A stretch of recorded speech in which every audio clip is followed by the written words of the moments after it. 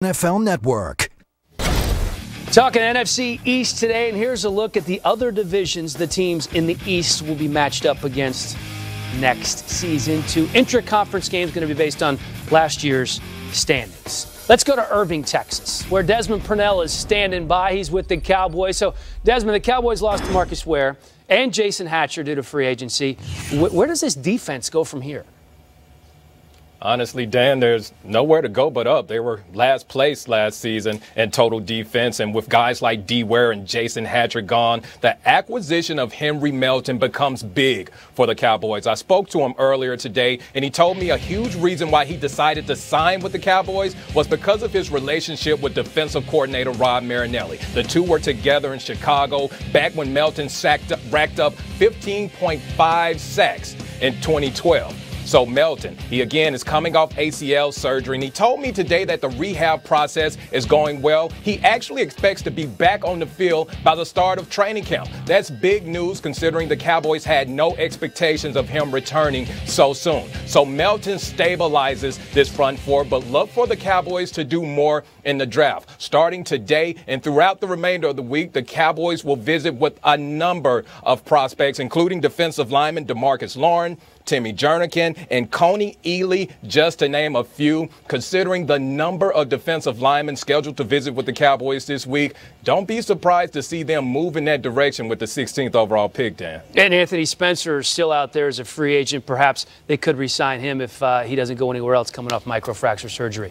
Tony Romo still rehabbing from his back surgery. What's that recovery timetable looking like for him?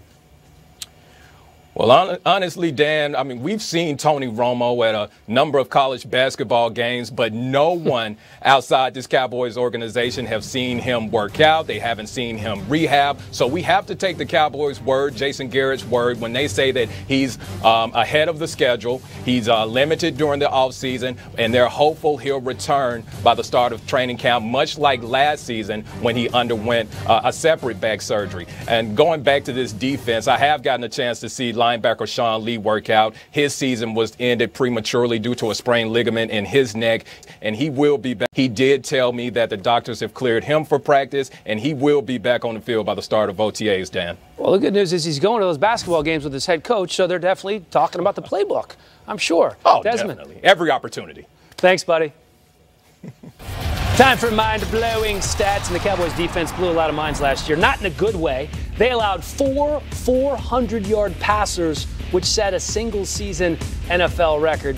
It's pretty good quarterbacks on this list, and Stafford, Manning, and Rivers. But it's the first time a Dallas defense has allowed more than one 400-yard passer in a season.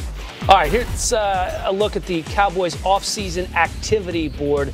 They have certainly lost more than they have gained if you're looking at resumes here. In terms of acquisitions, they've re-signed their kicker, Henry Melton, as Desmond said, is going to be a big part of this defense, and Brandon Weeden comes in as a backup quarterback. So losing Hatcher, who had a great year, and losing some of these other players, certainly not addition by subtraction.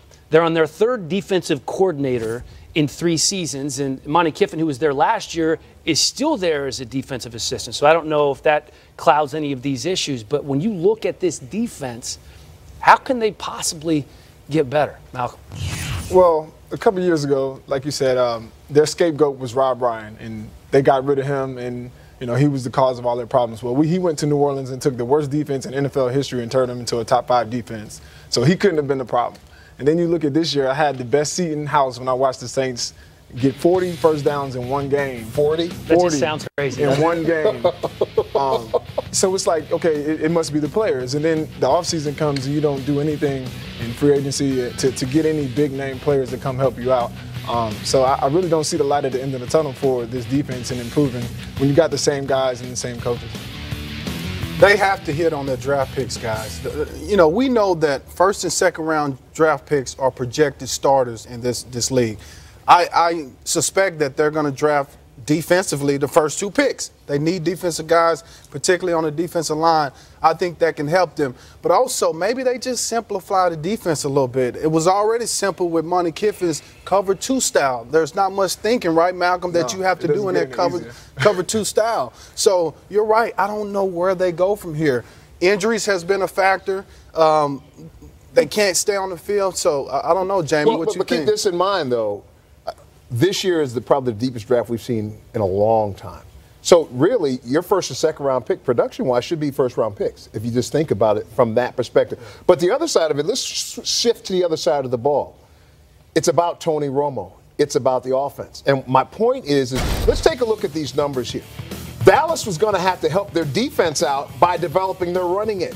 The top 3 teams, well, 3 of the top 4, let me say that. The Carolina Panthers number 4, but they had the best run-pass ratio. Coincidentally, also their defense was better. So my point is, instead of getting happy with throwing the ball 35% of the time, or excuse me, running the ball 35% of the time, that's what Dallas did.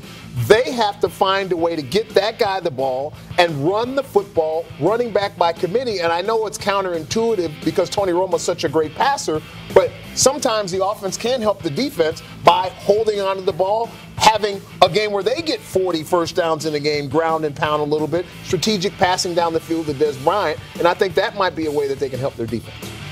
Last in total defense. Was I reaching on that? No. I like we're going a long way to kind of help. I mean, you're spoken like it was spoken like an offensive lineman. I get that. They need to improve the running game. Okay. All right. We're trying. Hey, Cowboys fans, believe it, we're trying to help you out there. We're trying to put a positive spin on things. Coming up, burning questions regarding the NFC East, along with the answers you gotta hear. That's coming up next.